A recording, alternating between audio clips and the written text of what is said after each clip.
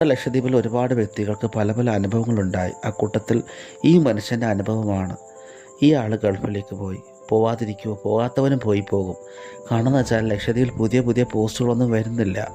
അതുമാത്രമല്ല, കോൺട്രാക്ട് ബേസിൽ വർക്ക് ചെയ്യുന്ന ഒരുപാട് ആളുകളെ പിരിച്ചുവിട്ടു. സങ്കടം.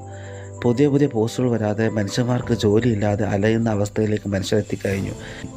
ഇദ്ദേഹം ഗൾഫിൽ പോയി തിരിച്ചു വന്നപ്പോൾ സ്വന്തം നാട്ടിലേക്ക് പോകാൻ കപ്പൽ കിട്ടുന്നില്ല, ടിക്കറ്റ് കിട്ടുന്നില്ല. കപ്പലിൻ്റെ പ്രോഗ്രാമാണെങ്കിൽ മാറിപ്പോവുക. ടിക്കറ്റ് കിട്ടിയിട്ട് നാട്ടിലേക്ക് എത്താൻ പറ്റുന്നില്ല. അയാളെ ലീവ് കഴിഞ്ഞുകൊണ്ടിരിക്കുകയാണ്. പ്രതീക്ഷയോടുകൂടി അയാളുടെ ഭാര്യയും മക്കളെയും കാണാൻ വേണ്ടി വന്നാൽ അയാളുടെ അവസ്ഥ ഇതാണ്. ഒരുപാട് ദിവസങ്ങളായി പോകാൻ പറ്റാതെ കൊച്ചിയിൽ നിൽക്കുന്നു.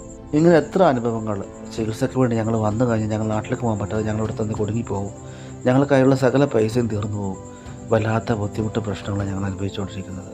എൻ്റെ ജനത, ലക്ഷദ്വീപിലെ ജനത, ഞങ്ങൾക്ക് വേണ്ടി നിങ്ങളെല്ലാം പ്രാർത്ഥിക്കുക, ഈ പ്രശ്നങ്ങളെല്ലാം മാറാൻ വേണ്ടിയിട്ട്. ഇൻഷാ അള്ളാ ഒരു ദിവസം നല്ല കാലം വരും എന്ന ഒരു പ്രതീക്ഷയിൽ ഞങ്ങൾ ഇങ്ങനെ ജീവിക്കുന്നു. അതിനിടയ്ക്ക് അയാളുടെ പേഴ്സ് പോക്കറ്റ് അടിച്ചു. ATM കാർഡ് ബ്ലോക്ക് ആയതുകൊണ്ട് 5000 രൂപ അയാൾക്ക് കരുതി വെച്ചായിരുന്നു അതിൻ്റെ അകത്ത്. അത് മിസ്സായി. അതിനേക്കാൾ സങ്കടം അയാളുടെ എമറൈറ്റ്സ് ആയിട്ട് അതിലുണ്ടായിരുന്നു. കള്ള, എവിടെന്നെങ്കിലും കാണുന്നുണ്ടെങ്കിൽ തിരിച്ചു തരും ആ സാധനം പ്ലീസ്. ഈ സിറ്റുവേഷനിലാണ് ഞാൻ ഇയാളെ കാണുന്നത്. ഇയാൾ എൻ്റെ ബന്ധു കൂടിയാണ്. ഇയാളെ ഞാൻ എൻ്റെ കൂടെ കൂട്ടി. അൽഹംദുലില്ലാ. ഇതിന് പടച്ചോൻ എനിക്ക് നല്ല പ്രതിഫലം നൽകട്ടെ. ആമീൻ. ഞാൻ ചെയ്ത തെറ്റുകൾക്കെല്ലാം അള്ളാഹു പുറത്തരികയും ചെയ്യട്ടെ. ആമീൻ.